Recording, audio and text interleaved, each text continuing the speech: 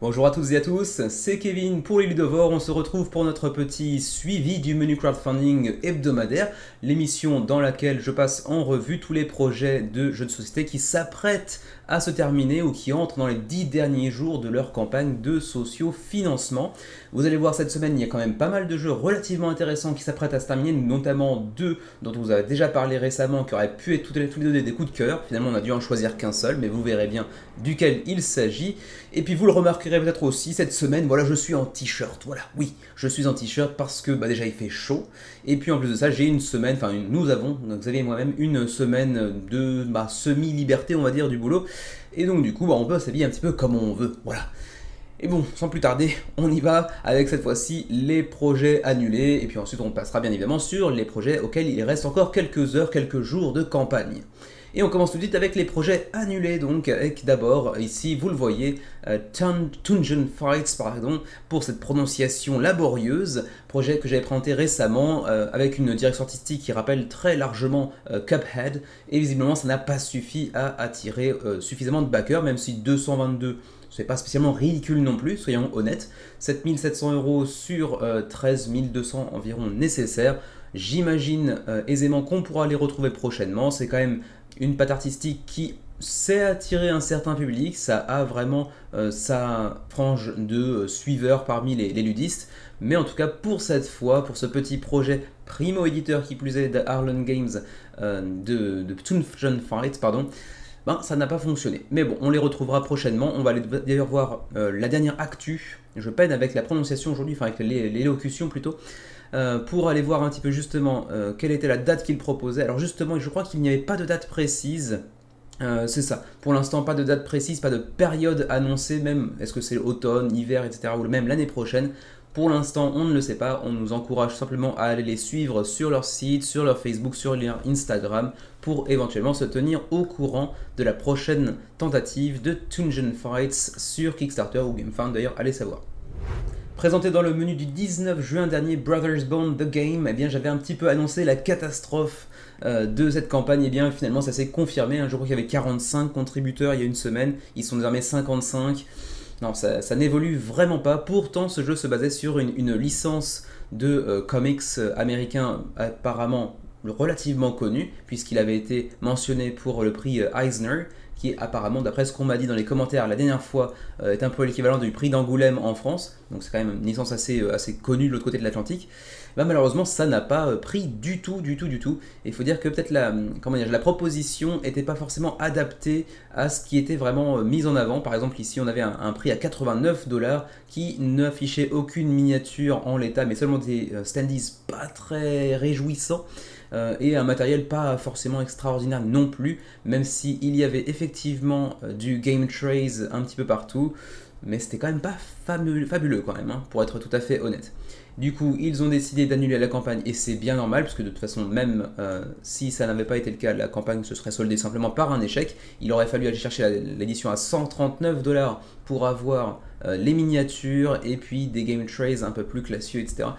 Mais bon, ça fait quand même une offre assez serré, assez salé pour un primo-éditeur qui plus est, qui donc ne bénéficie pas d'une aura particulière et qui engage les backers à leur faire confiance par exemple. Là du coup ça s'est soldé par un retentissant échec pour Brothers Bond, 55 contributeurs uniquement. Ça fait très mal. Il y a de quoi se désespérer un petit peu pour les auteurs, j'imagine. On va aller voir rapidement la dernière actu pour voir de quoi il retourne concernant éventuellement une reproposition de la campagne d'ici quelques temps.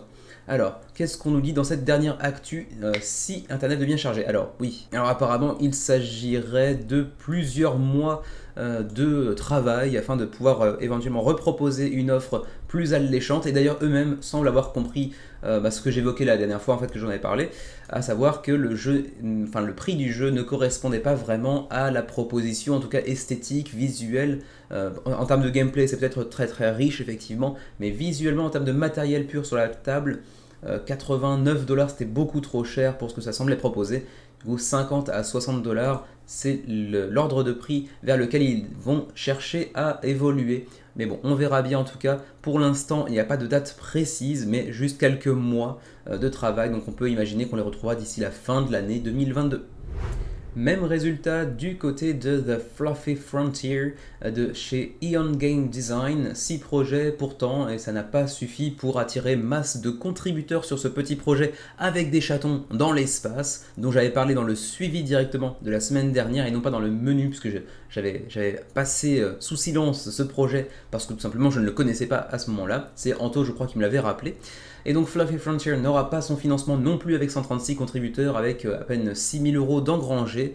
Et du coup, ils ont décidé d'annuler la campagne et même d'annuler tout simplement l'éventualité d'une campagne pour Fluffy Frontier sur Kickstarter. Et ils passeront donc directement sur un système de précommande sur leur site, directement donc sur eongamedesign.com. Et si on atteint 500 précommandes, 500 précommandes de jeux sur Fluffy Frontier, alors le jeu pourra être produit. Mais pour l'instant en tout cas, c'est râpé pour Fluffy Frontier, un peu comme une langue de chat d'ailleurs. On peut maintenant passer du coup aux projets qui eux sont encore en relative bonne santé ou qui en tout cas n'ont pas encore annulé. Tous ne sont pas en bonne santé, vous allez le voir. Et vous allez voir également, il y a quand même pas mal de gros jeux qui s'apprêtent à se terminer. Donc attention, gardez un œil sur eux puisque vous ne les reverrez plus sur le menu crowdfunding. On est parti. Et avant de se lancer dans les jeux qui abordent leur dernière semaine de campagne, j'en profite pour vous rappeler à nouveau que pour une fois, je n'enregistre pas le mardi soir mais le mercredi matin, ce qui veut dire que ce n'est pas moins 24 heures mais moins environ 14 heures que vous devrez retirer pour pouvoir avoir le nombre d'heures qu'il reste, en tout cas pour les premiers projets auxquels il reste vraiment très peu de temps.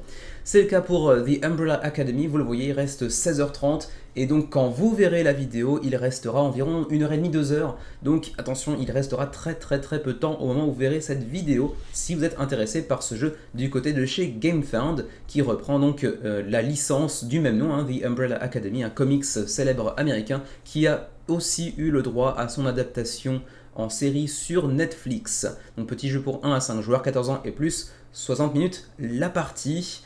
Au-delà de ça, pas grand chose à vous dire, vous allez donc bastonner des méchants, si vous vous rappelez un petit peu de ce que je vous avais dit lors de sa précédente présentation sur le menu en date du 19 juin dernier. Donc je vous renvoie vers la vidéo en question pour en apprendre un petit peu plus sur The Umbrella Academy, mais nous on va quand même faire un petit tour du côté des stretch goals. Alors pour les stretch goals, on va voir un petit peu ce qui a été débloqué. Donc on aura éventuellement un plateau double face pour peut-être une plus grande rejouabilité, ou est-ce que c'est seulement du design? Allez savoir. Je suis pas persuadé, je crois que c'est simplement visuel apparemment, mais bon, on me contredira peut-être en commentaire si jamais je me suis trompé. Ensuite, on aura quelques nouveautés avec des nouveaux personnages, que ce soit des vilains ou des gentils. Par exemple ici, la miniature avec la carte qui va avec de The Horror par exemple. Bref, beaucoup de petites miniatures qui vont s'ajouter avec des nouvelles cartes bien évidemment. Ici on aura aussi un nouvel allié en la personne de Mom, donc la maman de qui je ne sais pas, mais la maman de quelqu'un.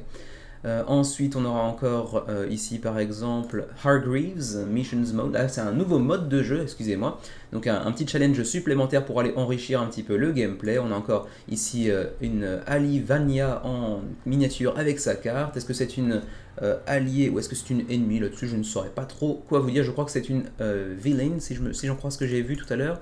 Ouais, apparemment c'est bien ça. Vous pouvez vous confronter à Vania comme une vilaine, mais vous pouvez également la jouer comme une des héroïnes de ce jeu. Donc c'est plutôt intéressant de ce point de vue-là.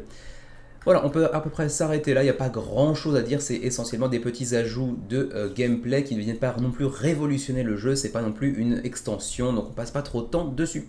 Voilà pour The Umbrella Academy, si vous êtes intéressé, dépêchez-vous, il reste très peu de temps. Pour l'instant, le jeu a su attirer 812 backers à 16 heures de la fin de la campagne. C'est pas extraordinaire, hein, comme je le disais la semaine dernière, compte tenu de la licence qu'ils ont su utiliser pour produire ce jeu, c'est pas fantastique.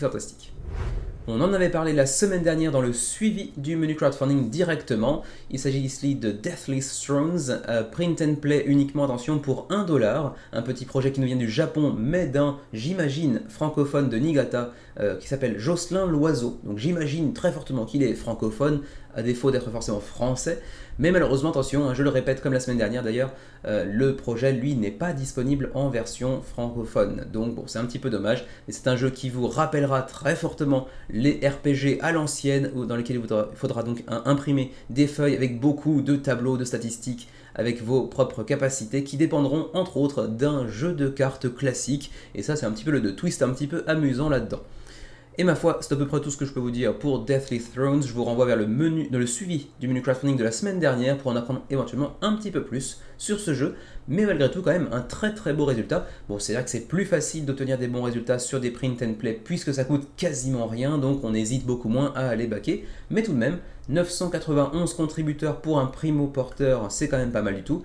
À 36 heures de la fin de la campagne, soit environ 22 heures lorsque vous verrez cette vidéo. Autre jeu que j'avais abordé dans le menu crowdfunding du 19 juin, mais seulement pour faire un rappel concernant la première présentation du projet qui avait eu lieu, je crois, en octobre, novembre ou décembre de l'année dernière. Vous allez voir la vidéo de la semaine dernière pour en avoir le cœur net. Il s'agit ici de Ancient Blood Original Soundtrack, parce que oui, c'est une nouvelle campagne pour un jeu préexistant, qui avait déjà en tout cas fait une campagne sur GameFound avec exactement le même jeu, les mêmes extensions. Pas de nouveau contenu, donc théoriquement c'est interdit sur Kickstarter, mais donc du coup ils ont ajouté une bande son, oui, ce soit une bande sonore, une original soundtrack comme on dit en anglais, pour pouvoir accompagner vos parties et leur permettre à eux de faire une nouvelle campagne sur le même produit, ces petits malins. Donc toujours version disponible en français bien évidemment, comme c'était le cas déjà la dernière fois sur GameFound. Bon, reste que c'est un procédé un petit peu questionnable, disons, d'aller refaire la même campagne, mais seulement en ajoutant une petite bande originale qui n'a pas un grand intérêt. On peut se demander pourquoi ils sont allés donc ajouter cette nouvelle campagne si peu de temps après la précédente, d'autant que le jeu n'est pas encore arrivé au backer. Est-ce qu'il n'y aurait pas quelques petits problèmes de fond quelque part? On peut se demander, je ne sais pas, je n'annonce rien. Ce n'est pas une affirmation, c'est une supputation qu'il faut prendre avec des pincettes bien évidemment, mais disons que moi, si je voulais backer Ancient Blood, bon, j'aurais quand même un warning quelque part dans la tête. Voilà, donc attention quand même, mais après, le jeu a l'air relativement sympa malgré tout. Donc pour l'instant, 470 contributeurs, ce qui est assez léger, donc ça me confirme un petit peu ma première impression. À 40 heures de la fin de la campagne, soit environ une journée avant la fin de la campagne lorsque vous verrez cette vidéo, mais bon quand même 32 548 €.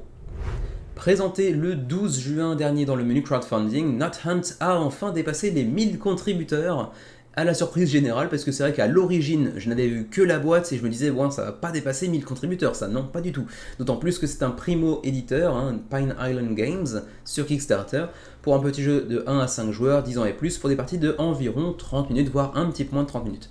Mais c'est vrai que si vous aviez vu le menu crowdfunding du 12 juin dernier, dans lequel je parlais du jeu rapidement, eh bien on a pu voir que c'était un matos surprenamment agréable à l'œil finalement. La boîte fait un petit peu tue l'amour, pour être tout à fait honnête, mais sur la table ça se présente plutôt bien avec ces petites tuiles hexagonales avec des illustrations très soignées.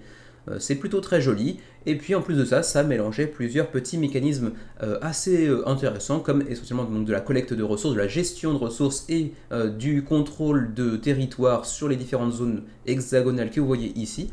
C'était plutôt pas mal, donc je vous renvoie vers le menu du 12 juin pour en apprendre plus sur ce petit jeu qui potentiellement pourrait permettre de, comment dirais-je, d'initier vos enfants, vos neveux, vos nièces à des petits jeux de contrôle de territoire pour ensuite les emmener vers des trucs un petit peu plus conséquents. Mais voilà pour Nut Hunt, 1015 contributeurs à 43 heures, moins 14 de la fin de la campagne, donc 29 pour faire le calcul rapidement, 33 734 € pour l'instant, c'est quand même un très très beau résultat pour un primo-éditeur sur un titre de ce genre, avec une couverture de ce genre. Vous me direz ce que vous en pensez, mais attention, malheureusement, pas de version française pour ce jeu. Présenté la même semaine que Nut Hunt, à savoir donc le 12 juin dernier dans le menu crowdfunding, First in Flight a pris son envol, certes, mais ça fait de la rasemotte malgré tout. Alors attention, 1814 contributeurs, c'est loin d'être ridicule, mais c'est vrai que Artana nous avait habitué à des projets avec un petit peu plus de succès, avec un peu plus de contributeurs.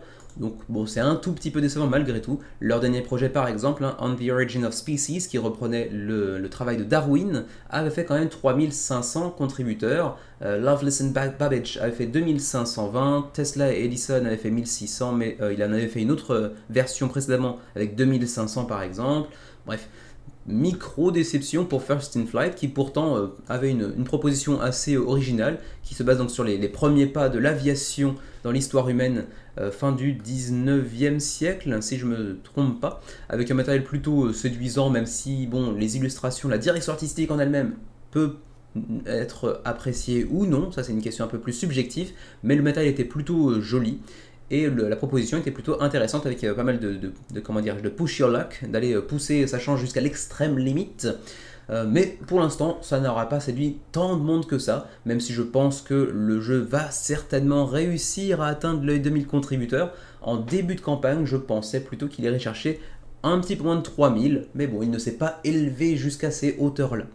Voilà pour First in Flight, je vous renvoie bien évidemment vers le menu crowdfunding du 12 juin dernier, mais on va quand même faire un petit point sur les stretch goals, d'autant plus que je viens de me souvenir à l'instant que j'ai oublié de faire les stretch goals de NetHunt, mais bon, vous irez voir par vous-même, c'est pas très grave. Pour les stretch goals donc de First in Flight, ça commence par le bas évidemment pour s'envoler, hein, c'est thématique.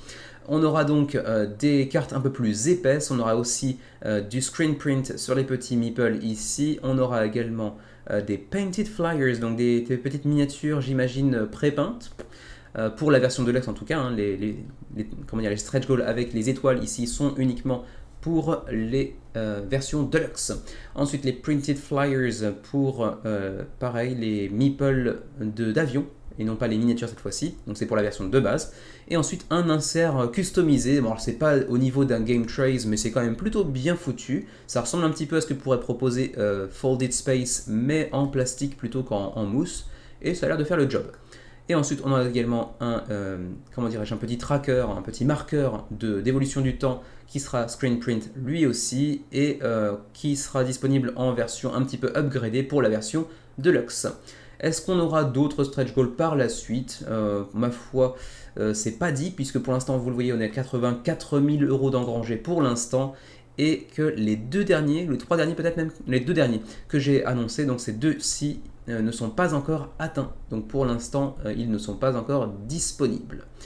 Voilà pour First in Flight, plutôt un bon résultat malgré tout, même si je pensais qu'ils iraient chercher un résultat un peu plus conséquent.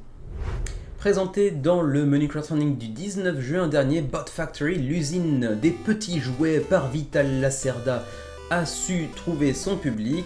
Ce fut un petit peu plus long que d'autres projets, mais parce qu'on avait enfin un seuil de financement honnête à 100 000 €, donc effectivement ça prend un petit peu plus de temps, mais cette fois c'est fait et assez largement, avec 2556 contributeurs à l'heure où j'enregistre ces mots, à 62 heures de la fin de la campagne, moins 14 donc, donc vous trouverez environ 48 heures, donc 2 jours avant la fin de la campagne pour ce nouveau jeu de Vital Lacerda, mais cette fois-ci qui se veut bien plus abordable, bien plus accessible, même voire presque familial, puisque c'était une version c'est un bien grand mot, c'est un jeu inspiré de certains mécanismes de Kanban EV, mais en version donc simplifiée, plus accessible, mais on nous dit quand même que c'est du 14 ans et plus, donc c'est quand même pas tout à fait hyper accessible non plus, faut pas déconner, ça reste un Vital Lacerda, mais avec des parties de 30 à 60 minutes. Je pense qu'en fait le 14 ans et plus peut être rabaissé à peut-être 12 ans et plus, faut voir, mais c'est vrai que c'est quand même assez riche en termes de gameplay,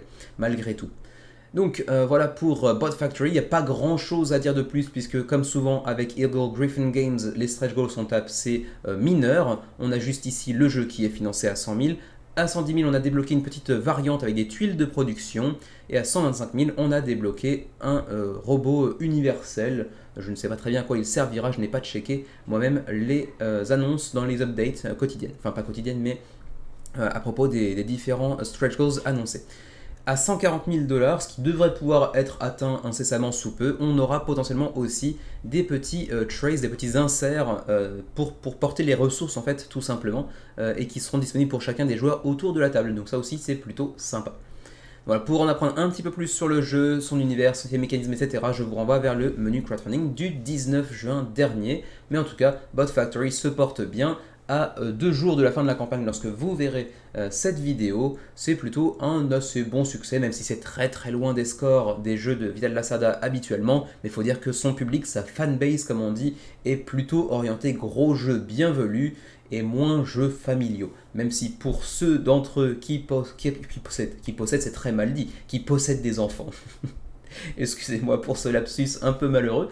Pour ceux d'entre eux qui auraient des enfants, ça peut être éventuellement un premier pied dans un type de jeu un peu plus velu, pour ensuite peut-être pouvoir les emmener vers des vrais gros Lacerda qui piquent.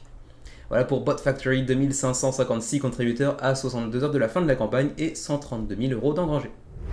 Encore un jeu présenté dans le menu crowdfunding du 19 juin dernier, donc pour ceux qui voudraient en apprendre plus sur le jeu et qui auraient raté le menu crowdfunding de la semaine en question, je vous y renvoie bien évidemment. Il s'agit ici de Skyrise, le nouveau projet de Roxley Games, l'éditeur qui s'est quand même spécialisé dans les jeux avec une production absolument magnifique, hein, visuellement ça claque, hein, ça pète, il n'y a pas non plus à chier contre une guitare, hein, faut être honnête tout simplement, c'est très très beau, le matos est assez fou, si tant est que l'on prenne la version Deluxe, que vous voyez ici d'ailleurs en illustration, c'est un peu moins le cas de la version standard, qui coûtera elle 49 $ contre 75 pour la collector, mais la standard reste tout à fait jolie malgré tout, hein. Ça reste du niveau Roxley, donc disons que c'est une qualité plus standard, mais avec les critères de production quand même de Roxley, c'est-à-dire donc des plateaux, des jetons, des cartes avec une très belle qualité de production, mais juste sans les miniatures individuelles pour chacun des joueurs, sans ces plateaux surélevés en 3D comme ici, donc ce sera un petit peu moins classe. Voilà, ça se reprend comme ça, vous le voyez ici, la version de base, et ça reste très joli sur la table malgré tout. Donc ensuite je vous renvoie vers la vidéo du 19 pour en apprendre plus sur le jeu lui-même et ses mécanismes, mais en gros donc dans ce monde un petit peu utopique où vous allez chercher à créer et à mettre en place vos idées d'urbanisation de la ville dans les airs, hein, dans cette ville qui flotte au-dessus du monde. Mais en tout cas, 6000 contributeurs à 63 heures de la fin de la campagne, comme d'habitude avec Roxley Games. Voilà, c'est une belle machine bien huilée, hein, ça marche toujours très bien les campagnes chez Roxley Games, à qui on devait récemment par exemple, notamment Dice Throne ou encore la réédition de Brass un peu plus en avant. Pour les stretch goals, y en avait-il pas? Je ne me souviens pas. Je fais des rimes sans le vouloir. On va aller voir ça tout de suite, mais il me semble que Roxley souvent en fait, mais quoi qu'il n'en ait peut-être pas fait pour Radlands, ceci dit. On va quand même aller voir par curiosité. Alors, c'est peut-être ici, oui. Funding Quest, c'est ça. Alors, les Funding Quest, c'est ce qu'ils appellent, eux, ici, des stretch goals, mais ça revient au même. Alors, on avait des upgrades matériels, avec des augmentations d'épaisseur de jetons. On avait ensuite des figurines, enfin des miniatures, disons, plutôt que des figurines, de bâtiments qui seront un petit peu alternatifs, donc un petit peu plus variés, disons. Ensuite, on aura du plateau double épaisseur, ce qui est quand même excellent, mais attention, seulement pour la version collector. On aura encore des versions alternatives de bâtiments, donc c'est toujours plus sympa d'avoir encore plus de variété, ça donne un peu plus de personnalité à son jeu, bien évidemment. Ensuite, toujours pour la version collector, un insert en plastique, ça c'est quand même vraiment un gros plus également. Ensuite, bon, un sachet à l'image, à l'effigie du jeu, bon, c'est pas très important en soi. Ensuite, dans la boîte, une illustration un petit peu différente de celle qui était présente sur la boîte, mais qui est toujours aussi jolie, c'est très très joliment réalisé. Ensuite, on aura le dos des cartes avec l'effet Gold Foil, donc un effet en surbrillance un petit peu doré, c'est quand même vachement classe, mais aussi pour la version collector uniquement. Ceci dit, en termes de gameplay, ça n'apporte évidemment rien du tout. On aura aussi le Goidfall sur les chiffres au dos des bâtiments. Ce sont les chiffres qui vous permettent d'aller justement enchérir sur telle ou telle zone, hein. Je vous renvoie encore une fois vers la vidéo du 19 pour en apprendre plus sur les mécanismes. Mais en gros, chaque bâtiment à son dos aura une valeur inscrite, comme ici 52, 64, 112. En fait, c'est la valeur que vous pourrez aller enchérir pour essayer d'aller chercher la zone sur laquelle vous aurez posé le dit bâtiment. Ensuite, on aura aussi du Goldfall sur la boîte elle-même, donc vraiment, on va chercher de l'or en blinde partout. On aura aussi des miniatures de blimp, donc de, comment ça s'appelle en français, dirigeable, un ballon dirigeable, je crois. Ensuite, on aura un petit insert de base pour l'édition essentielle, donc l'édition de base en fait du jeu, hein, donc ce n'est pas l'édition collector. Bon, c'est un tout petit insert en carton, ça n'a pas grand intérêt très honnêtement ici. Ensuite, des artworks alternatifs pour les deux jeux. Okay. Et puis peut-être également un dernier bâtiment qui pourra être débloqué prochainement. On n'a pas encore débloqué ces deux-là. Un bâtiment encore un peu différent qui sera plus grand que les autres potentiellement. Et puis peut-être d'autres par la suite. On a aussi un numéro 18 qui n'est pas encore dévoilé par exemple. mais en tout cas, vu qu'il reste 63 heures, donc vous faites un petit peu moins 14, il restera environ 49 heures avant la fin de la campagne lorsque vous verrez cette vidéo, j'imagine qu'on aura débloqué encore 2 ou 3 peut-être treasures supplémentaires pour l'édition collector de Skywrath qui vraiment est encore une beauté à observer, à admirer visuellement, c'est quand même magnifique. Après ça reste un jeu relativement accessible et pas trop compliqué, donc c'est vrai qu'il y a toujours ce petit dilemme en moi, je ne sais pas si ça opère chez vous également, je serais curieux de savoir un petit peu ce que vous en pensez, mais moi j'ai toujours ce petit dilemme de me dire, si un jeu n'est pas lourd en termes de mécanisme, et en termes de gameplay, de profondeur de gameplay, j'ai plus de mal à y mettre beaucoup d'argent. Donc par exemple ici Skywrath qui se veut être un jeu relativement accessible, je n'irais pas jusqu'à dire familial, mais accessible malgré tout, mettre par exemple, admettons 150 euros, ce n'est pas le cas ici, bien évidemment, je le rappelle, pour un jeu de ce type là, ça me ferait plus chier, voilà, que sur un jeu d'une complexité plus proche de celle d'Anachronie par exemple. Mais bon, je le rappelle, c'est pas du tout 150 euros, c'est plutôt 75 dollars, donc ça reste relativement abordable malgré tout, mais un petit peu plus cher quand même que la version de base que vous pourrez avoir bien évidemment en magasin. Pour l'instant, pas de version francophone durant la campagne, mais avec Roxley Games, on a quand même souvent du Lucky Duck Games qui a son nez quelque part pas très loin du projet. Donc on verra bien d'ici quelques temps, est-ce qu'il y aura une annonce, est-ce qu'il y aura potentiellement une campagne francophone pour le jeu, on verra bien. Voilà pour Skywrath, donc encore une fois un très joli succès. Vous le voyez, je n'en suis pas parce que bon, les enchères théoriquement c'est pas trop un mécanisme qui plaît à Xavier et du coup c'est un jeu qui va pas tellement sortir chez nous. Mais bon, d'un autre côté, il y a certains mécanismes qui théoriquement ne lui plaisent pas tellement non plus, comme la déduction sociale, les rôles cachés, etc. Et pourtant, il aime beaucoup Veiled Fate. Donc, bon, on n'est pas à l'abri d'une belle surprise, je ne sais pas. Mon doigt tremble encore un petit peu sur ce je soutiens ce projet, mais je pense quand même que je n'en serai pas, même si je suis un assez grand admirateur du travail de Roxley Games en général. Encore un autre jeu qui avait été présenté dans le menu crowdfunding du 19 juin dernier, il s'agit de Septima, le nouveau projet de Mindclash Games, l'équipe qui est responsable entre autres de Anachronie, de Cerebria, de Persévérance et de tant d'autres, Tricarion d'ailleurs également, qu'on aimerait beaucoup tester incessamment sous peu. Avec une version française qui plus est, francophone devrais-je plutôt dire, et on va atteindre très prochainement la barre des 10 000 contributeurs, donc très beau succès pour Septima, qui se veut être, je le rappelle également pour ceux qui auraient raté le menu crowdfunding du 19 juin dernier, qui se veut être le projet le plus accessible en termes de gameplay du catalogue de Mindclash Games. Donc un jeu un petit peu plus simple, ce qui ne veut pas dire que c'est un jeu qui manque de profondeur, mais malgré tout un jeu qui peut être présenté plus facilement à des gens qui ne sont pas spécialement connaisseurs, qui sont un petit peu moins versés dans les jeux particulièrement velus. Et puis en plus de ça, ça a toujours la production magnifique de Mindclash Games aussi, avec ces tokens assez chiadés, avec potentiellement, si vous prenez l'édition collector, les tokens en métal pour les points de victoire notamment. C'est un très beau jeu, avec un jeu de gestion de main également particulièrement intéressante, de déplacement sur cette map que vous voyez ici, donc ce village et les bois aux alentours, dans lequel vous allez incarner donc des sorcières qui vont chercher donc à guérir certains patients, à éviter que certaines de leurs collègues, disons, ne brûlent sur les bûchers des chasseurs de sorcières. Également, je vous avais dit la semaine dernière, je crois lorsque j'avais présenté le jeu d'ailleurs, oui ça, dans le menu crowdfunding, que je vous en ferais peut-être un retour. Et bien c'est le cas, en fait Xavier et moi avons testé le jeu, bon je vais vous faire défiler un petit peu ça histoire que vous n'ayez pas seulement ma tronche et une image fixe.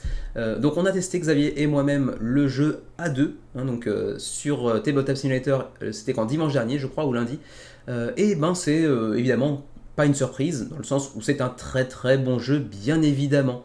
Alors, on a testé le jeu, je m'apprête à le dire parce qu'en fait, ici je vois le rappel via le GIF ici. On a testé le jeu sans l'extension, enfin pas l'extension, mais le petit module Shapeshift, donc de la transfiguration, grâce à laquelle vous aurez une carte supplémentaire qui vous permettra de vous transformer en un petit animal pour mieux fuir les chasseurs de sorcières et en plus de ça bénéficier d'un effet particulièrement puissant affiché sur la tuile avant de potentiellement pouvoir vous retransformer par la suite, bien évidemment.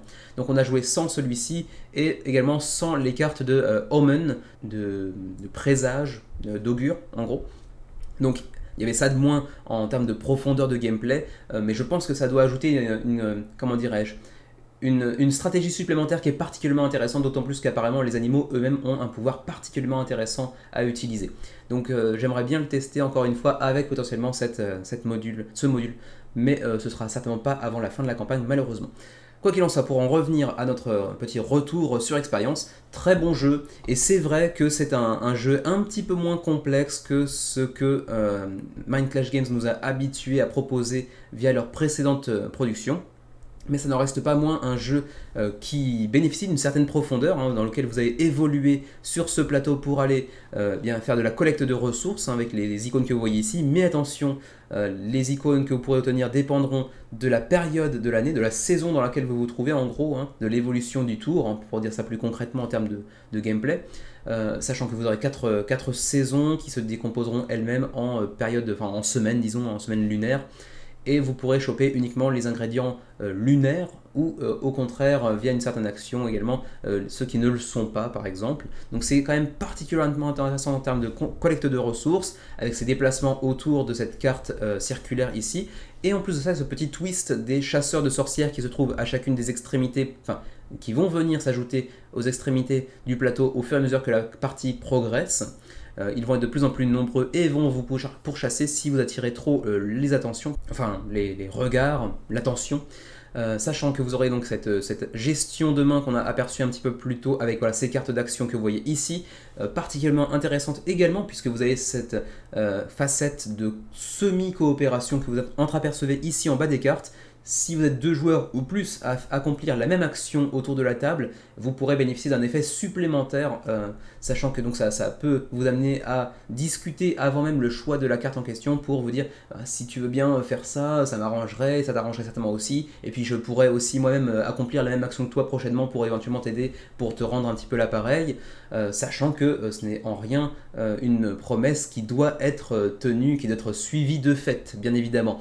Donc il y a cet aspect semi-coopération, mais un petit peu de trahison un petit peu là-dedans aussi, qui est particulièrement intéressant. Vous aurez ensuite à cœur d'aller faire différentes potions, que ce soit des potions de remède pour aller soigner des malades qui sont situés en général sur les tuiles du village que vous voyez ici. Ça vous rapportera des points sur cette piste-là, bien évidemment. Mais vous pourrez aussi concocter des potions un petit peu différentes, des potions plus pratiques qui vous permettront différents effets particuliers et très intéressants, comme le déplacement rapide par exemple, le remplacement d'une ressource par une autre pour aller faire une potion, et ainsi de suite. Et puis vous avez ensuite via cette partie droite ici du plateau les jugements, les tribunaux des sorcières qui décideront de leur sort. Est-ce qu'on les brûlera ou est-ce qu'elles seront sauvées? Si c'est le cas, elles viendront s'ajouter à votre plateau individuel. C'est particulièrement intéressant, d'autant plus que, en plus de vous encourager à mettre de plus en plus de sorcières sur votre plateau, jusqu'à 4, pour pouvoir scorer plus de conditions de victoire en fin de partie. En plus de ça, vous le voyez ici, chacune de ces sorcières et chacun des sorciers qui sont présents également, il n'y a pas que des femmes, auront un effet particulier et asymétrique propre à ce personnage en question, que vous pourrez coupler les uns avec les autres en fonction des actions que vous allez choisir, et c'est particulièrement intéressant de ce point de vue-là également.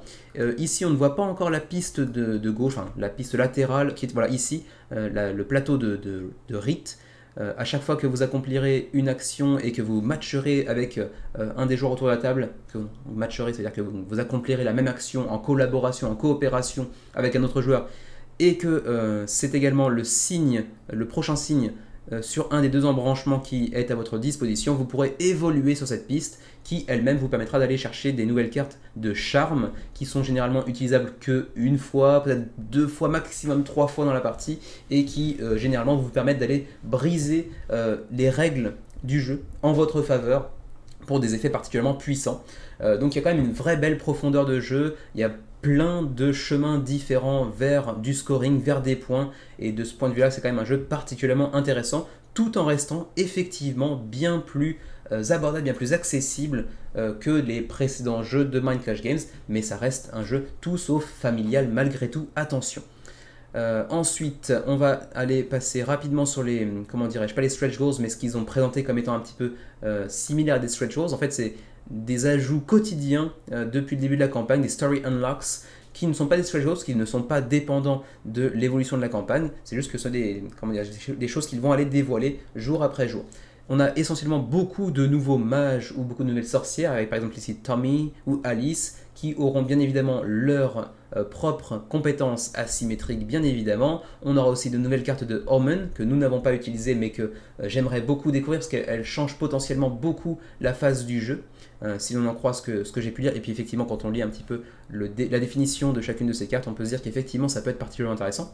Ensuite Mathilda et Luke, ensuite on avait aussi Bryn et Nina, avec toujours aussi une nouvelle carte de Omen bien évidemment. On aura aussi ici des tokens de Septima. Alors oui, parce que vous pouvez collaborer avec les joueurs autour de la table, mais vous pouvez aussi collaborer avec Septima, la grande sorcière que vous êtes amené à remplacer, parce qu'elle va prendre sa retraite. Elle aussi, chaque tour, elle va avoir des petits tokens qui vont venir se placer ici et ici, puis ils vont se déplacer vers la droite. Un va disparaître, va être remplacé par celui qui était à gauche, et un autre va venir s'ajouter. Et en fait, à chaque fois, ça va être le logo d'une des actions que vous pourrez accomplir. Et donc, si vous pouvez matcher avec vos joueurs, enfin avec vos partenaires autour de la table, vous pouvez aussi matcher avec elle. Et donc, ces tokens ne seront plus en carton, mais en bois. Donc ça aussi, c'est plutôt sympa, avec du screen print par-dessus, bien évidemment. Ensuite, on a débloqué aussi Martha, mais pas d'autres mages pour l'instant, parce que généralement ils viennent par deux, mais ce n'est peut-être pas le cas ici. Plus une nouvelle carte de Omen, et puis on aura encore certainement 2-3 autres révélations d'ici la fin de la campagne. Donc voilà pour ce petit retour sur Septima, peut-être un petit peu long, mais qui mérite d'être fait, puisqu'en plus de ça, je vous le rappelle, le jeu est disponible en français. Il va largement dépasser les 10 000 contributeurs. Je pense qu'on va aller chercher 11-12 000 peut-être d'ici la fin de la campagne, et on devrait certainement aller chercher les 850 voire 900 000. Est-ce qu'ils iront chercher le million d'euros? Je ne pense pas quand même, mais ça ne devrait pas être si loin que ça. Donc en tout cas, très très beau projet. Ils ont bien fait parler la poudre, comme toujours du côté de chez Mindclash Games. Je doute que ce soit quand même leur plus gros score malgré tout, mais on va quand même aller vérifier juste par acquis de conscience et par curiosité tout simplement. Excusez-moi. Et voilà, c'est ici. Alors on va prendre ça depuis le début. 4300, c'était leur tout début avec Tricerion. 4500 pour Anachronie. 5800 pour Cerebria. Tricerion était revenu avec 6800. 11000 pour Anachronie, donc record peut-être actuel. 7000 avec Persévérance. 12200 avec Voidfall, que je n'avais pas mentionné parce que c'est vraiment pas une thématique qui me permet de m'en rappeler facilement. Mais c'était donc Voidfall et Anachronie qui étaient en haut du panier avec 12 000 et 11 300 contributeurs. Septima irait peut-être pas aussi loin que Voidfall, mais c'est pas impossible malgré tout. Ça va faire un très joli résultat quoi qu'il arrive. Et vous voyez que l'évolution de Mindclash Game progressive, toujours vers le haut, est plutôt aussi un gage de confiance, si tant est qu'on aime les jeux quand même assez riches, assez complexes, même si ici, Septima pourrait être une bonne porte d'entrée vers le reste du catalogue de Mindclash Games. Donc voilà pour Septima, 9792 contributeurs avec 710 000 euros d'engrangés pour l'instant, et il vous restera environ un petit peu moins de 50 heures lorsque vous verrez cette vidéo. Présenté le 12 juin dernier sur le menu crowdfunding, Tsulo revient donc avec cette édition super luxury limited, donc édition extrêmement deluxifiée mais extrêmement chère aussi. Oh la page n'a pas chargé, avec des miniatures en métal, une règle sur un rouleau comme ça en bambou, enfin c'est un truc complètement fou avec une boîte gravée, c'est magnifique. Effectivement, pour tous les grands amateurs de Tsulo qui en ont les moyens, j'ai envie de dire pourquoi pas. Mais sinon, ça me semble un petit peu exagéré quand même tout ça. Je vous renvoie vers la vidéo du 12 juin pour en apprendre un petit peu plus sur cette édition hyper deluxifiée de Tsulo, qui coûte, je le rappelle quand même, au cas où vous auriez oublié ou raté les vidéos en question, 350 $. Voilà, préparez la vaseline parce que vous en aurez potentiellement besoin en fonction du prochain rendez-vous avec votre banquier ou avec votre conjoint potentiellement qui pourrait ne pas le prendre aussi bien que vous. Si tant est, sauf si peut-être c'est un ou une grande fan également de Tsulo, mais quand même. 812 contributeurs malgré tout, donc 265 000 euros d'engrangés avec si peu de contributeurs, ça vous montre bien un petit peu le prix que coûte ce jeu. Il restera donc environ 56 heures lorsque vous verrez cette vidéo pour Tsulo Luxury Limited Edition. Après une série de jeux qui faisaient bien parler la poudre avec des très jolis scores, on arrive maintenant à Midnight Murder Mysteries pour cette deuxième édition du jeu français qui nous vient de Strasbourg et de l'éditeur Multiface Edition.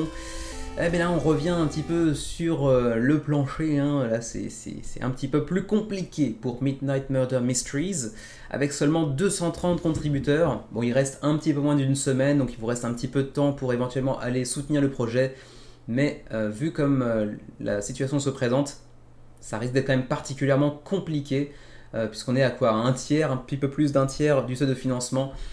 Ça me semble un petit peu trop compliqué pour aller financer ce bordel-là. Donc voilà, si vous êtes fan de jeux d'enquête, de 1 à 5 joueurs pour 14 ans et plus, 75 minutes la partie, avec un matériel certes pas forcément répondant aux critères désormais de Kickstarter où on est plus dans la deluxification.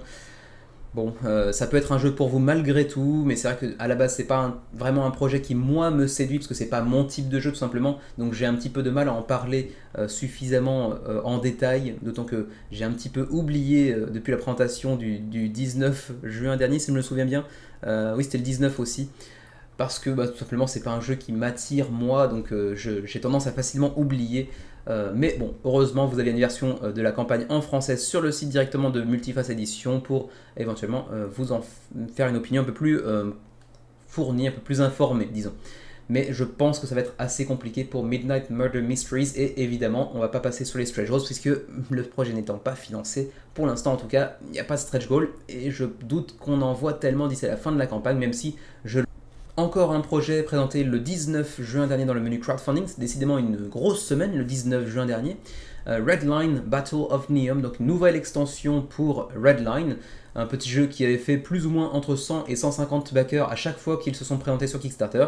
Eh bien ça ne rate pas, c'est encore la même chose, 114 contributeurs à 16 jours de la fin de la campagne pour cette extension de ce jeu de confrontation dans un univers un petit peu post-apocalyptique avec des robots, des mechas dans tous les sens. C'est pas hyper folichon visuellement parlant, c'est pas très très joli. Après, si vous aimez les jeux de confrontation, que vous aimez les mechas, que vous aimez la stratégie, ça peut être malgré tout un projet intéressant pour vous. C'est pas non plus dégueulasse visuellement, mais c'est juste pas du tout pour moi. Le projet, ceci dit, est financé, donc on peut peut-être quand même faire un petit point du côté des stretch goals s'il y en a. Il y a des KS exclusives, ok, mais y a-t-il des stretch goals? J'aurais dû checker ça un petit peu avant. Bon, j'ai pas l'impression. Ah si, il y en a là ici. Voilà. Donc le projet est financé, mais pour l'instant les stretch goals ne s'est pas encore débloqué puisqu'il faut attendre au minimum 10 000 $ et qu'on est environ à 9 000 quelque chose. Donc pour l'instant pas encore, mais on pourrait potentiellement avoir ici Kickstarter Livery Toxotai Efrit Card, donc une nouvelle carte avec un nouveau robot dessus, exclusif à Kickstarter apparemment. Et potentiellement si on arrive à 12 000 $, on pourrait avoir une carte de Rubble, donc de débris. Qui donc vient s'ajouter à l'ensemble des cartes de lieu jusqu'à présent dans le jeu. Donc voilà pour Redline Battle of Neum, pas de version française et ça reste un tout petit projet qui en plus de ça est une extension d'un autre jeu qui n'avait pas spécialement attiré tellement les foules, pas grand chose de plus à en dire. On continue avec Cyberpunk 2077 présenté il y a 3 jours à peine dans le menu crowdfunding du 26 juin dernier. C'est le nouveau projet de Simon. Je vous renvoie vers la vidéo en question, le 26 juin dernier, parce que j'en ai parlé assez longuement en essayant d'expliquer les raisons de cette semi-débandade. Bon, semi seulement parce que 4700 contributeurs à 7 jours de la fin de la campagne, c'est quand même pas ridicule du tout si l'on se réfère à la majorité des campagnes sur Kickstarter, mais pour Simon, qui est plus habitué à du 20 000 contributeurs par campagne, ça frôle le désastre industriel quand même. Hein. Bon, 7 jours avant la fin de la campagne, ça veut dire qu'on va quand même certainement aller chercher 7000, 8000 contributeurs. On va potentiellement peut-être aller chercher le million d'euros malgré tout parce que ça reste un projet Simon, mais ils s'en sont pris quand même plein la tronche. Et si vous regardez à nouveau la vidéo du 26 juin dernier dans laquelle je présentais le projet, ça me semble relativement légitime, avec un gameplay pas mal repompé de celui du parrain, même s'il y a des nouveautés bien évidemment, un matériel qui n'est pas extraordinaire, une direction artistique pas fantastique, des miniatures avec des proportions un petit peu bizarres, bref. Je suis pas du tout convaincu, je suis plutôt déçu, même si pourtant je n'en attendais rien, ce qui me rappelle vaguement un mème sur internet. Je n'en attendais rien et pourtant je suis quand même déçu. Je crois que c'était dans Malcolm, si je me souviens bien. Bref, quoi qu'il en soit, ils ont quand même ajouté entre-temps une extension, je crois, avec de nouveaux gangs. Voilà, on avait présenté ces deux-ci dans Families and Outcasts dans la présentation il y a 3 jours, mais ils ont aussi dévoilé maintenant une nouvelle exclusivité Kickstarter intitulée Gang Wars avec 3 nouveaux gangs et non 2 comme je le pensais. Donc les Animals, les Moxes et les Scavengers. Donc 3 nouveaux gangs pour plus de rejouabilité potentielle, plus de profondeur avec plus d'effets asymétriques j'imagine également, avec également de nouvelles cartes que l'on voit ici, certes. Et en plus de ça, c'est une exclusivité Kickstarter, donc il n'y a pas d'autre moyen de la choper que de passer sur Kickstarter. Vous ne pourrez pas l'obtenir théoriquement dans le commerce. C'est pas toujours vrai, mais bon, on va dire que c'est comme ça. Si, disons, votre boutique, par exemple, en prend une quinzaine ou une cinquantaine de copies, vous pourrez potentiellement le trouver en commerce. Mais bon, vous voyez ce que je veux dire. Donc effectivement, ils essaient peut-être de rattraper un petit peu leurs erreurs en annonçant des exclusivités Kickstarter, mais est-ce que ça suffira? D'autant plus que cette extension elle-même coûte 45$ pour 9 modèles de miniatures, même s'ils sont toutes en 3 exemplaires, avec le matos qui vient avec, bien évidemment. C'est quand même pas donné non plus, et puis ça va encore saler la note, alors que si vous vous en rappelez pas, d'ailleurs je vais peut-être faire un petit passage dessus, les frais de port sont encore une fois complètement pétés, complètement claqués au sol comme disent les jeunes paraît-il. Oui, parce qu'on n'a aucun contact avec les jeunes français, nous ici, donc on parle un peu comme des vieux, bien évidemment. Donc oui, les pledges de base, hein, c'est quand même 50 à 60$ pour les États-Unis, pays d'origine de l'éditeur, donc quand même voilà, 50-65 pour les Européens, ça pique quand même sévèrement. C'est presque plus intéressant chez nous au Japon, ce qui est une chose assez rare quand même sur Kickstarter, parce que c'est entre 30 et 62 potentiellement. Donc voilà pour Cyberpunk 2077, je vous renvoie vers la vidéo du 26 juin dernier pour en apprendre un petit peu plus sur le jeu, son univers. Cyberpunk, bien évidemment, c'est très connu, en collaboration avec CD Projekt Red, l'éditeur du jeu vidéo d'origine. Et puis également pour en apprendre plus sur les raisons aussi de ce désamour de Simon depuis quelques temps.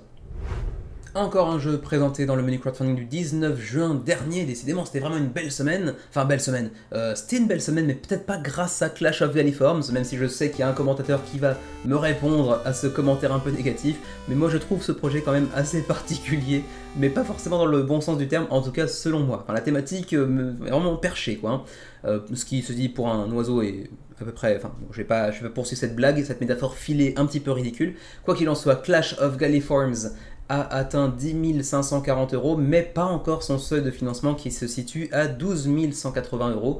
156 contributeurs pour ce petit projet suédois en provenance de Toddy's Design.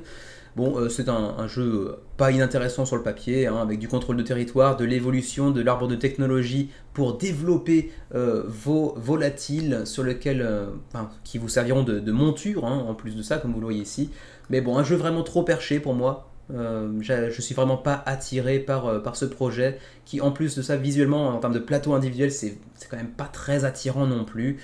On verra bien ce que ça donne, ça va certainement aller financer malgré tout, puisqu'on n'est quand même pas très loin du seuil de financement, mais on n'ira peut-être pas chercher beaucoup de stretch goals, hein, pardon. Par contre, comme on entre dans les projets auxquels il reste plus de 7 jours, ça veut dire que potentiellement on retrouvera Clash of Galliforms dans le suivi une dernière fois la semaine prochaine. Je pense qu'à ce moment-là, ils auront financé, donc on parlera peut-être un petit peu de stretch goals à ce moment-là. Toujours dans la semaine du 19 juin dernier, j'avais présenté Compounded avec également Lab Notes. Compounded qui est une version revue d'un jeu sorti en 2014 si je ne me trompe pas, et qui s'accompagne cette fois-ci d'un autre jeu intitulé Lab Notes, tous les deux dans l'univers un petit peu de la science, la thématique de la science, de la recherche scientifique, avec ici par exemple ce tableau des matières qui vous servira de piste de score, avec également vos petites fioles qui vous permettront d'aller faire de la recherche. Donc c'est pas inintéressant si tant est qu'on soit un petit peu sensible à ce genre de thématique. Et puis également le Roll and Write qui l'accompagne avec donc le Lab Notes, ce nouveau jeu qui vous permettra d'aller établir des liens entre différents éléments pour aller scorer. Donc c'est vraiment un jeu pour les amateurs du monde un petit peu scientifique, enfin pas seulement, on peut y jouer même en n'ayant aucune connaissance scientifique préalable bien évidemment, mais c'est quand même un plus pour l'immersion, même si c'est pas un jeu narratif ou quoi que ce soit, mais c'est quand même peut-être un peu plus sympa si on sait à peu près de quoi on parle, si on sait un petit peu ce que l'on manipule dans le jeu. Donc voilà pour Compounded et Lab Notes. Y avait-il des stretch goals d'ailleurs? Là encore, je l'ai oublié et j'aurais dû checker avant l'intervention. Alors ça, c'est des add-ons, mais non, il n'y a pas de stretch goals. Ça facilite mon travail, en tout cas, ça le rend plus court. Voilà pour Compounded et Compounded avec cette version peer-reviewed et Lab Notes, un nouveau jeu en roll and write dans l'univers, toujours dans cette thématique de la recherche scientifique. 600 contributeurs à 8 jours de la fin de la campagne pour Greater Than Games. C'est pas un énorme résultat, mais c'est pas ridicule non plus. Et d'ici la fin de la campagne, on devrait aller chercher quand même les 850, 900 contributeurs, peut-être même 1000 avec un petit miracle. Encore et toujours le 19 juin dernier pour retrouver la présentation de Bretvalda, le nouveau projet de Phalanx qui a su séduire 2000 contributeurs pour l'instant à 8 jours de la fin de la campagne et accumuler 237 000 euros. Beau résultat pour Bretvalda, même si Phalanx nous a habitués à des résultats relativement similaires. 2000 backers, on peut faire encore un petit peu mieux, mais il reste une semaine, donc c'est large. Je pense qu'on ira certainement aller chercher 2700, 2800, et peut-être même 3000 si le jeu réussit à révéler des stretch goals suffisamment intéressants et attirants pour peut-être aller chercher plus de personnes. Direction artistique qui attire ou qui repousse. C'est vrai que bon, c'est un style un petit peu, comment dirais-je, propre à l'époque, le 10e siècle si je me souviens bien, donc avec des petites dorures, des illustrations un petit peu, comment dirais-je, vieillies, mais volontairement.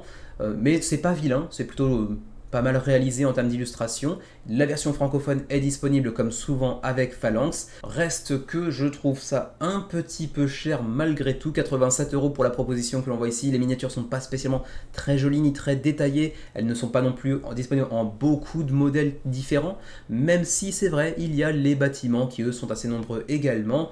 Bon, ça reste un jeu plutôt sympathique a priori. Je pense que c'est un jeu que j'aimerais bien tester, qui propose certains mécanismes, dont le contrôle de territoire, qui est assez intéressant. Mais bon, la direction artistique me séduit pas particulièrement outre mesure, et je trouve ça un petit peu cher pour ce que c'est, même si on nous annonce ici que le prix en magasin sera de 133,99 € contre 87 € durant la campagne GameFound. J'ai du mal à croire que le jeu sera vendu dans son pledge de base, donc le jeu de base sans extension, à 135 € en boutique. Franchement, j'en doute un petit peu. Déjà 87 €, je trouve ça pas donné, parce que bon, soyons honnêtes, il y a quand même quoi, il y a 30 miniatures de bâtiments. C'est quand même pas énormissime. Alors certes, après, il y a aussi les miniatures des personnages que vous voyez ici, hein, donc il y a ça de plus à ajouter bien évidemment, mais elles sont pas extraordinaires. Donc je suis assez peu convaincu pour être tout à fait honnête. Mais bon, après il y a aussi un all-in pledge avec de l'oxyfication supplémentaire avec des tapis de néoprène et des extensions dans tous les sens, et même un jeu d'échecs qui partage la direction artistique de Bretvalda que vous pouvez apercevoir ici. Ça peut être assez sympa par contre. Pour 19 € en plus, c'est pas très cher. Mais je suis quand même pas très convaincu par l'offre. Comme c'est parfois le cas avec Phalanx, qui je trouve souvent propose des prix un petit peu chers, même si on nous affiche une ristourne, je ne suis pas très convaincu. Mais c'est certainement un jeu très sympa.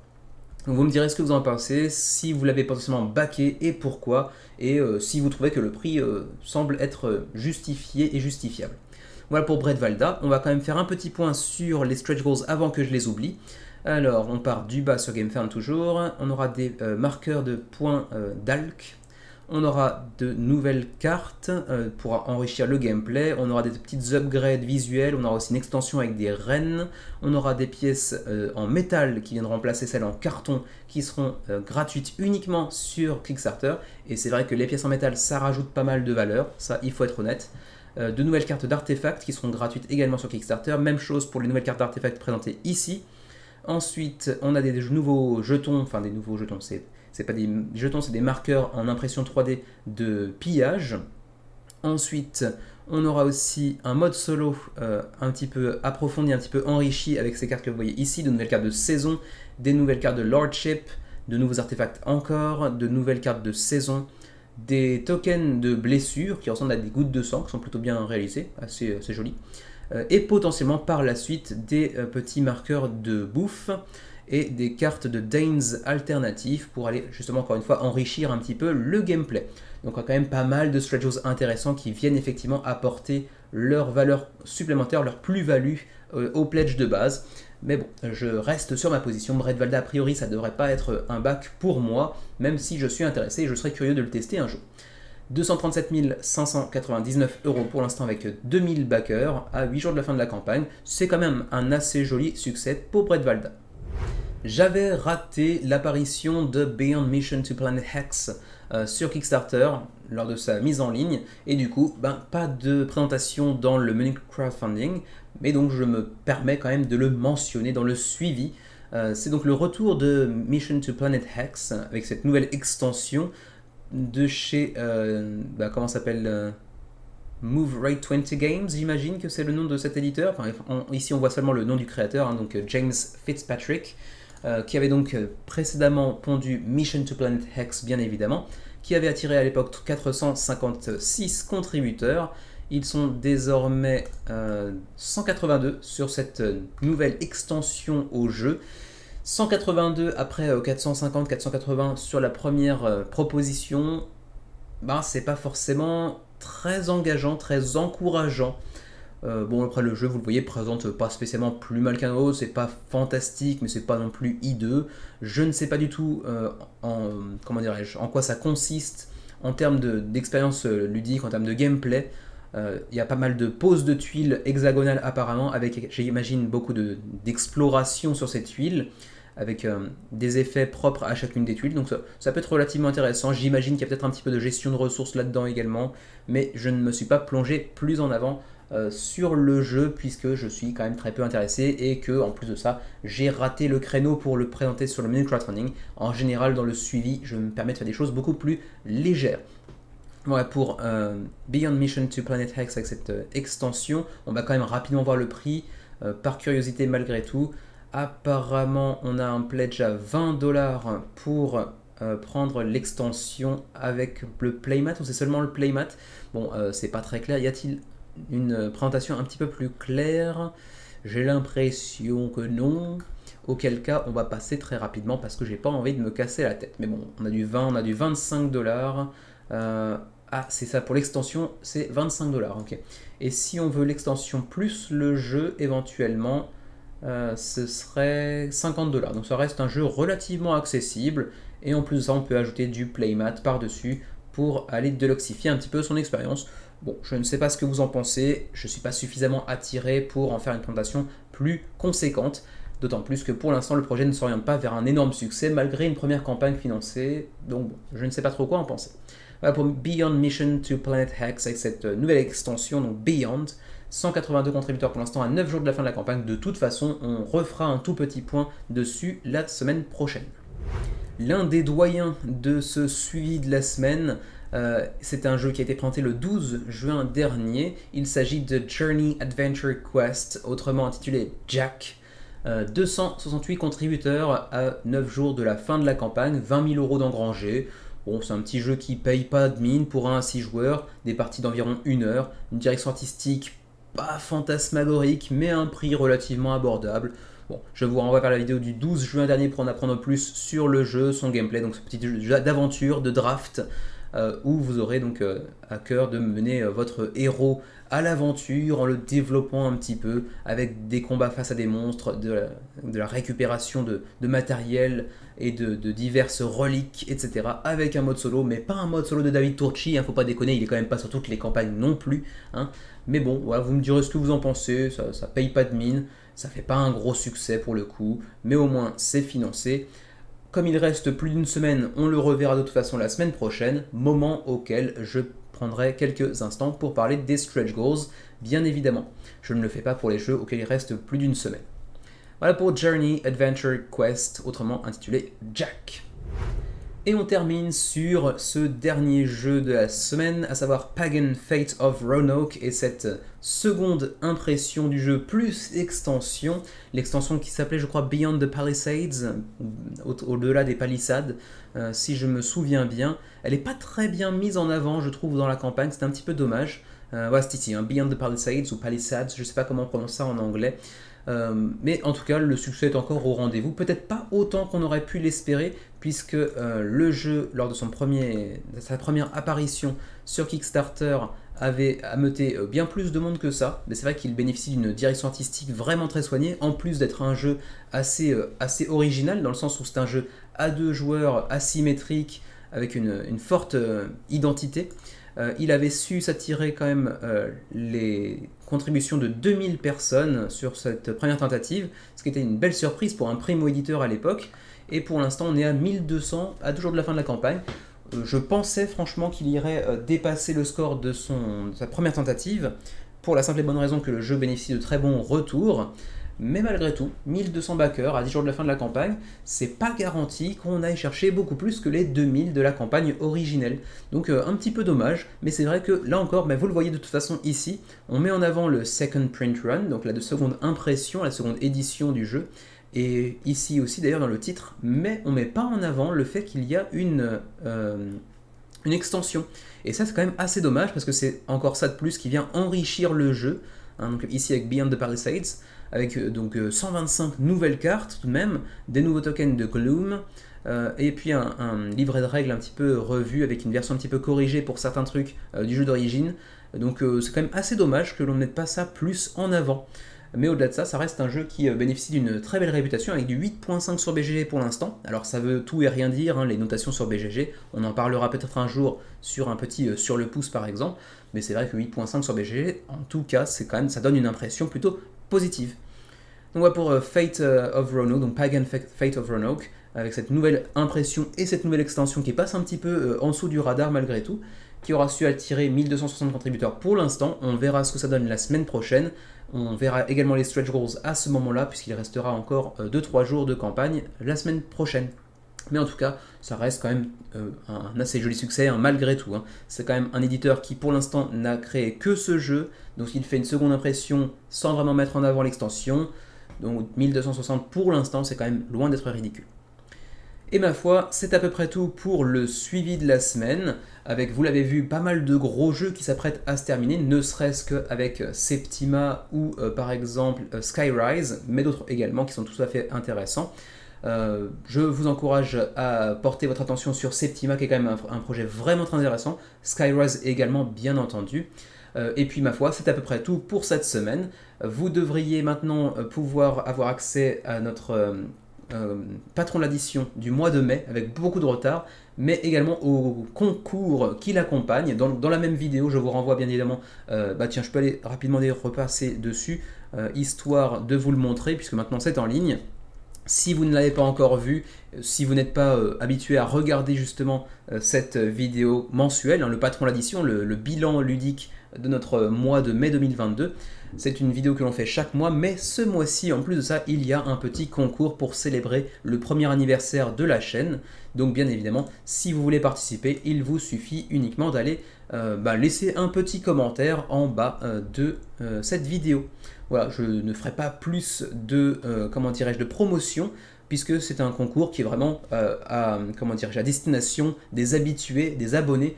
Donc vous qui nous avez permis de franchir les 1000 abonnés en moins d'un an. Et du coup, on ne va pas aller laisser, des gens qui ne nous connaissent ni d'Ève ni d'Adam, qui ne comptent pas nous suivre par la suite, participer. Enfin si, ils peuvent participer s'ils tombent sur la vidéo par hasard, bien évidemment. Ils sont les bienvenus. Et d'ailleurs, on les encourage à s'abonner, bien évidemment, aussi. Mais a priori c'est plutôt un concours à destination de nos abonnés qui nous ont permis d'en arriver jusque là en si peu de temps. Voilà, encore une fois d'ailleurs merci, je le répète à nouveau. Voilà, si vous pouvez participer, ça nous ferait encore plus plaisir bien évidemment, et ça vous donnerait une chance de gagner un petit bon d'achat dans une boutique célèbre qui se trouve dans le sud de la France. Voilà, cette fois-ci c'est bon, je m'arrête, c'est promis.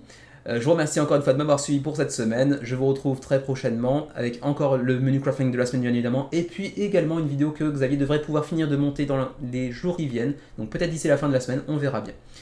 D'ici là, jouez bien, portez-vous bien, et à la prochaine.